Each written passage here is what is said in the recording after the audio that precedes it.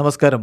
Raf talk ഫുട്ബോളിലേക്ക് അവർക്കും സ്വാഗതം. നെയ്മർ ട്രെയിനിങ് മിസ് ചെയ്തു ഡ്യൂ ടു മസിൽ ഫാറ്റിക്. നെയ്മറുമായി ബന്ധപ്പെട്ട് എന്ത് വാർത്ത വന്നാലും ആരാധകർക്ക് ആശങ്കയുടെ നിമിഷങ്ങളാണ് ഇപ്പോൾ. കാരണം ഇനി വേൾഡ് കപ്പിന് വളരെ കുറച്ച് സമയമേ ഉള്ളൂ. ഇനി പരിക്ക് പറ്റിയാൽ വേൾഡ് കപ്പ് മോഹം എന്തെങ്കിലും ഉണ്ടെങ്കിൽ അതില്ലാതെയാവും. അതുകൊണ്ടാണ് Neymar misses Santos training due to muscle fatigue എന്ന് ഗ്ലോബൽ റിപ്പോർട്ട് ചെയ്യുമ്പോൾ ഇത്രയധികം വേവലാതി ഉയരുന്നത്. ഇപ്പോൾ ഏതായാലും ട്യൂസ്ഡേയിലെ അവരുടെ മത്സരത്തിൽ നെയ്മർ കളിക്കുമോ എന്ന കാര്യത്തിൽ ആശങ്കയില്ല. മിറാസോളുമായിട്ട് വരുന്ന ചൊവ്വാഴ്ചയാണ് മത്സരം എന്ന് പറയുമ്പോൾ ഇന്ത്യൻ സമയം പറഞ്ഞ ബുധനാഴ്ച പുലർച്ചെ 6 മണിക്കാണ് കളി നടക്കുന്നത്.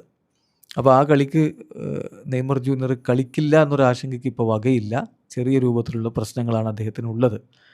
അദ്ദേഹത്തിന് ഒരു മസിൽ ഓവർലോഡാണ് സംഭവിച്ചിരിക്കുന്നത് എന്ന് പറയുമ്പം ഒരു മസിൽ ഫാറ്റിക് എന്തായാലും ഉണ്ട്. അപ്പോൾ ട്രെയിനിങ്ങിൽ നിന്ന് അദ്ദേഹം വിട്ടുനിന്നു. കാരണം ഈ പെയിന് വേഴ്സൺ ആവാതിരിക്കാൻ, വേദന കൂടാതിരിക്കാൻ വേണ്ടിയിട്ട് അദ്ദേഹം ഒരു പ്രിക്കോഷൻ എന്ന രൂപത്തിൽ വിട്ടുനിന്നതാണ് എന്നാണ് റിപ്പോർട്ട്. പക്ഷേ ഇനി ട്യൂസ്ഡേയിലെ മത്സരം അദ്ദേഹം സ്റ്റാർട്ട് ചെയ്യുമോ എന്നുള്ളത് കണ്ടറിയണം.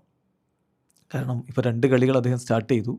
അപ്പോൾ ഈ രൂപത്തിലാണ് മസിൽസ് പ്രതികരിച്ചിരിക്കുന്നത്. അതുകൊണ്ട് ചൊവ്വാഴ്ചയിലെ മത്സരം സ്റ്റാർട്ട് ചെയ്യും എന്ന കാര്യത്തിൽ ഉറപ്പില്ല. അത് വരും ദിവസങ്ങളിലെ ട്രെയിനിങ്ങിൽ നിന്നും മറ്റു കാര്യങ്ങളിൽ നിന്നൊക്കെയാണ് തീരുമാനിക്കുക. ആദ്യം പ്ലാൻ ചെയ്തിരുന്നത് മിറാസോളിനെതിരെ നെയ്മർ സ്റ്റാർട്ട് ചെയ്യുക എന്നുള്ളതായിരുന്നു. ഇപ്പോൾ ആ കാര്യത്തിൽ ഉറപ്പില്ല. ഏതായാലും നെയ്മർ ജൂനിയറെ സംബന്ധിച്ചിടത്തോളം ബ്രസീലിയൻ ദേശീയ ടീമിലേക്ക് മടങ്ങിയെത്തുക, വേൾഡ് കപ്പ് കളിക്കുക എന്നുള്ളതാണ് ഇമ്പോർട്ടൻ്റ് ആയിട്ടുള്ള കാര്യം. ബ്രസീലിൻ്റെ അടുത്ത കോളപ്പ് മാർച്ച് 16-നാണ് വരുന്നത്. അപ്പോൾ അതിനു മുമ്പ് ഇനിയൊരു പരിക്ക് പറ്റാതിരിക്കുക എന്നുള്ളത് ഇമ്പോർട്ടൻ്റ് ആയതുകൊണ്ട് തന്നെ ഈ 10-ാം തീയതിയിലെ മത്സരത്തിന് നെയ്മർ ഒരു പക്ഷേ സ്റ്റാർട്ട് ചെയ്യാനുള്ള സാധ്യതയില്ല. 2ാം മത്സരം വരുന്നത് 15-ാം തീയതിയാണ്. എന്ന് പറഞ്ഞാൽ ഇന്ത്യൻ സമയം 16-ാം തീയതി പുലർച്ചെ 12:30-നാണ് കൊറിന്ത്യൻസിനെതിരെയുള്ള മത്സരം വരുന്നത്. അപ്പോൾ ഈ 2 കളികളിൽ പരിക്ക് പറ്റാതിരിക്കുക എന്നുള്ളത് വളരെ ഇമ്പോർട്ടൻ്റ് ആണ്. അതുകൊണ്ട് തന്നെ നെയ്മർ വളരെ ശ്രദ്ധയോടുകൂടിയാണ് കാര്യങ്ങൾ ഇപ്പോൾ കൈകാര്യം ചെയ്യുന്നത്. വീഡിയോ അവസാനിക്കുന്ന ഫുട്ബോൾ ലോകത്തെ കൂടുതൽ വിശേഷങ്ങളുമായി റാഫ് ടോക്സിൻ്റെ എത്താം.